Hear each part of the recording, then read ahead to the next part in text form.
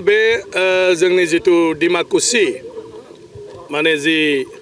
Model माने school बे model स्कुलाव जोङो दिनै माने स्टाफनि आरोखि माने टिचार स्टाफनि टिचिं स्टाफनि मोनसे माने क्वार्टार लुनो लादों 1 कोटी टाका जोङो ग्रेन्ट मोनदोंमोन 1 कोटी टाकानि दिनै बेवहाय खामानिया जागायसिगोन आं सानो जे बे फोरोंगिरिफोरनिया बे स्कुल केम्पासाव जुदि थानायनि बेबस्था जायो अब्ला सोलोंथाइनि मोनसे मोजां आबहावा बेवहाय जागोन आं बेखौ मिजिंथिदों आरो इयुनाव बे मडेल स्कुला माने जि मोनसे थांखिजों सरकारा बेखौ गायसनदों बे हिसाबै जोंनि गथ' गथाया बेवहाय फरायनानै गासैबो जितु कम्पिटिटिभ एग्जामनि गेजेरजों बिसोर केरियारखौ होसोनो हायो बेखौ बे फरायसालिनि फरायसाफ्रा होसोनो हाहैनायनि मोनसे आबहावाखौ बेवहाय दाफुंनो हागोन ना एडभान्टेज आसामावथ' जालांबाय आरो जोबोद मोजां जे बे एडभान्टेज आसामाव फ्राय 5 लाख कोटी रां इनभेस्टमेन्ट खालामनो थाखाय बायदिसिना माने कम्पेनिया एजेन्सिया दिनैहाय बाथ्रा होबाय खोथा होबाय फोसावबाय एग्रिमेन्ट खालामबाय दा कम्पानिफ्राथ' इनभेस्टमेन्ट खालामगोन बिस्रा मालाय मुलाम्फा नुदों आरो आसाम सरकारनिफ्राय जायफोर माखासे सुजुग सुबिदा लामानिफ्राय लानानै कारेन्टनिफ्राय लानानै हा हुनिफ्राय लानानै जि खालामनानै होगोन बे सुबिदाखौ लानानै बिथांमोनहा बेवहाय माने बिथांमोननि जितु माने बायदिसिना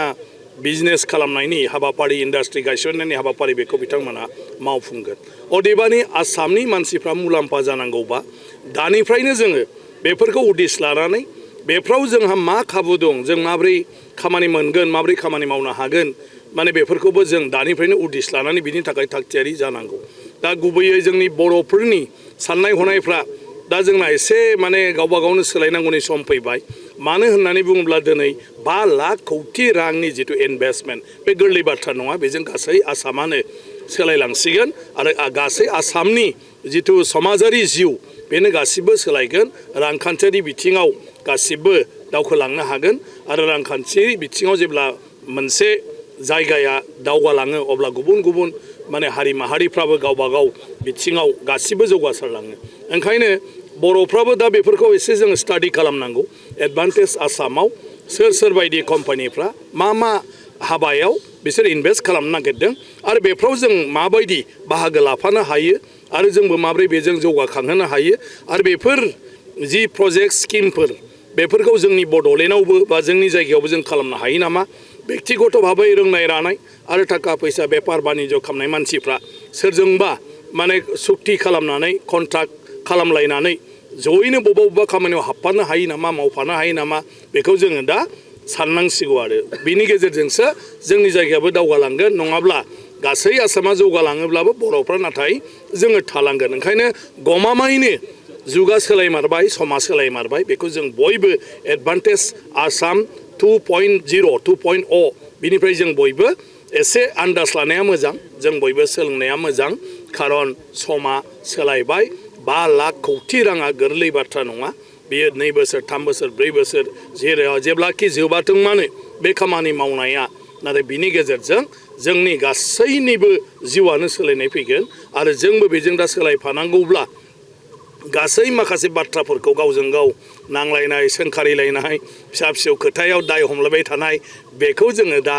नागारनानै एडभान्टेज आसामनि गेजेरजों जि जानो थांगासिनो दं बेखौ जों बुजिनो मोनथिनो आरो माबोरैहाय जों खाबु लानो आरो बिनि थाखाय जों माबायदि गावखौ दानांगौ बिनि थाखाय जों साखाफारा जानांगौ दा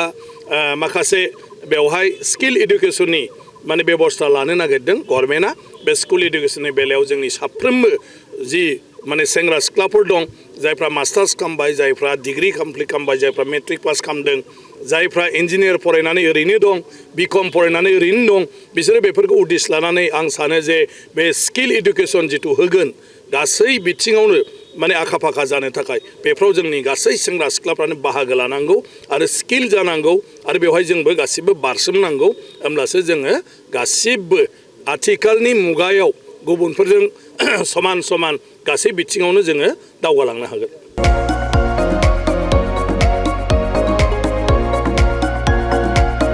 क'क्राझार सहरनि गथ'सा लाइमोनफोरनि थाखाय गोजोनथाव खौरां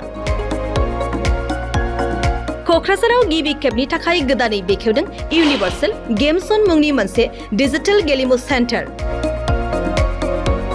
क'क्राझार सहरनि ग्रीनफील्डनि साखाथि इट्स भबानिपुर जेडी रडनि लामा सेराव गोदानै बेखेवबाय इउनिभार्सेल गेम जन। गोसो गुदुं गथ' एबा लाइमोनफोरा बे गेम जनाव फैनानै रंजानाय लाफैनो हागोन।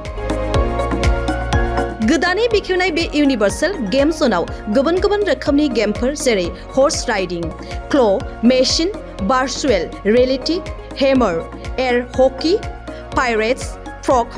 माग, shooter, bike racing, car racing, basketball, punching बायदि बायदि गेलेमुनि रंजानाय लाफैनो हागोन। बेनिखायनो गाव गावनि गथ'फोरखौ गोदानै बेखेवनाय बे इउनिभार्सेल गेम जनाव दान्दिसे सम लाबोनानै गुबुन गुबुन रोखोमनि गेलेनायनि खाबुखौ बाङायल' फिस होनानै रंजानाय लाहोनो हागोन।